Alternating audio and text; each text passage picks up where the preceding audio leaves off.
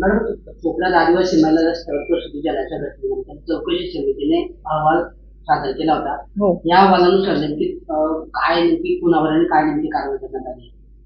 चोपड्यामधील जे प्रकरण घडलं त्या संदर्भात त्रिसदस्यीय समितीनं चौकशी अहवाल आम्हाला दिलेला आहे आणि त्याच्यामध्ये वाहन चालक आणि ANM यांनी कर्तव्यात कसूर केल्याचं आपल्या निदर्शनास आलेलं आहे.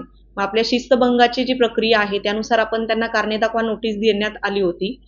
वाहन चालक जे आहेत ते कंत्राटी आहेत, रोजंदारीवरचे आहेत, त्यामुळे त्यांना कामावरून आपण कमी करत आहोत आणि ज्या ANM आहेत त्यांना आपण आता निलंबित करण्याची कारवाई प्रस्तावित केलेली आहे. आज त्या निलंबित होऊन जातील. या प्रकरणामध्ये चौकशी समिती काय आला? चौकशी समितीच्या हेच निदर्शनास आलं की त्यांनी या प्रकरणामध्ये खूप हलगर्जीपणा केलेला आहे, त्यांच्या कर्तव्यात कसूर केलेला आहे आणि याच दोषारोपामुळे त्यांच्यावर आपण कारवाई करत आहोत.